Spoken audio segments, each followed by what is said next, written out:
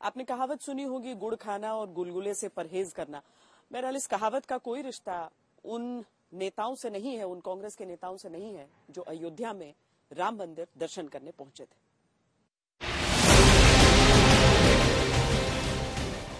अयोध्या के राम मंदिर पर कांग्रेस ने कहा 22 जनवरी के प्राण प्रतिष्ठा समारोह में नहीं जाएंगे। बीजेपी का सियासी कार्यक्रम है, मंदिर अधूरा है, जिसको जाना है जाए। जो आस्था रखने वाले लोग हैं वो आज भी जा सकते हैं, कल भी जा सकते हैं। मकर संक्रांति के दिन हाथ में कांग्रेस का झंडा जय श्री राम का नारा लगाते यूपी में कांग्रेस अध्यक्ष अजय राय और दूसरे कार्यकर्ता पहुंच गए। कांग्रेस का झंडा देखकर कुछ लोगों ने विरोध किया, हंगामा हुआ।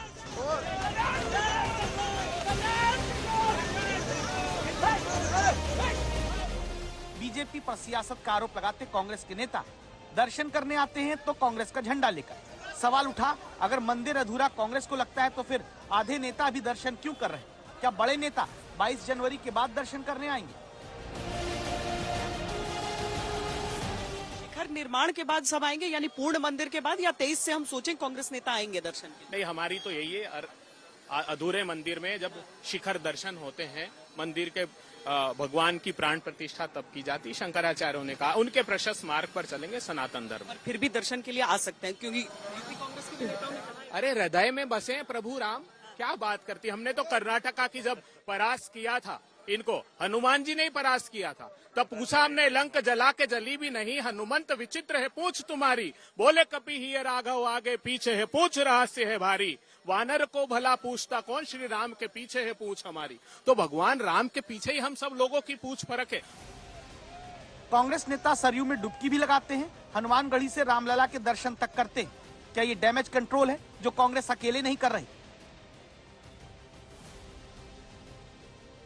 कांग्रेस ने न्योता ठुकराया लेकिन यूपी के नेता दर्शन करने आए। अखिलेश यादव 22 जनवरी के निमंत्रण पर नहीं आएंगे, कहते हैं बाद में सब परिवार जाएंगे। मायावती ने कहा है कि 22 जनवरी को वो बाहर है, कार्यक्रम का कोई विरोध नहीं।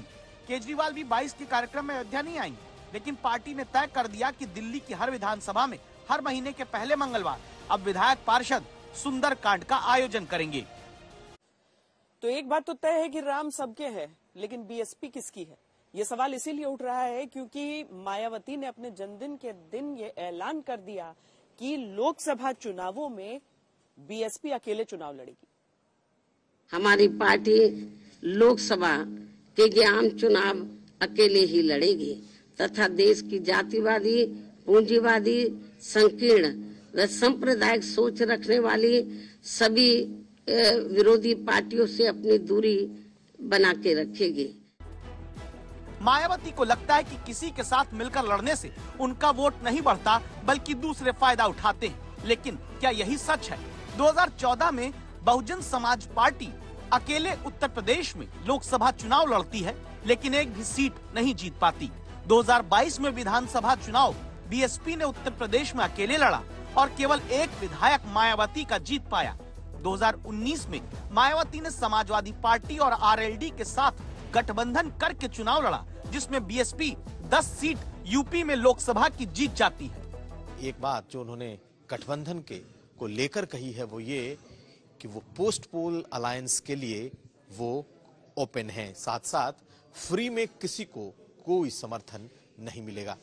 यानी कि चुनाव के बाद के लिए मायावती ने अपने ऑप्शंस खुले रखे हैं।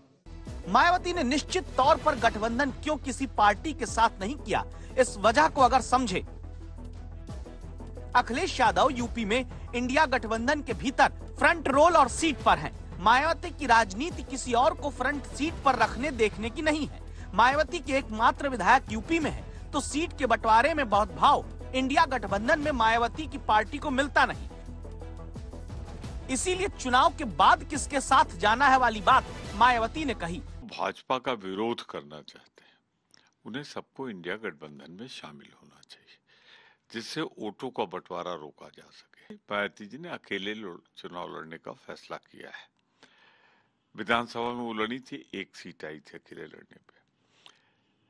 छोड़िए, परिस्थितियां फर्क है, राष्ट्रीय चुनाव है। जो भी होगा, अगर वो चुनाव के बाद गठबंधन में शामिल होना चाहेंगे तो उनका स्वागत है। चुनाव अलग लड़ने या इंडी गठबंधन या किसी से मिलकर के लड़ने, इसके कारण से भारतीय जनता पार्टी की सेहत पर कोई असर नहीं पड़ता है, क्योंकि भारतीय जनता पार्टी उत्तर प्रदेश की सभी 80 सीटें 2024 में जीतने की तैयारी करके लड़ रही है, तैयारी कर रहे हैं हम लोग। क्योंकि मुख्य रूप से दलितों के वोट में जाटा वोट ही मायावती की ताकत है। बीएसपी का ये मुख्य वोट और मुस्लिम उम्मीदवार निश्चित तौर पर तीसरा केंद्र अब उत्तर प्रदेश में बनाएंगे, जिसकी वजह से वोट का बंटवारा होगा। विपक्ष के वोट बंटने से फायदा बीजेपी को ही मिल सकता है।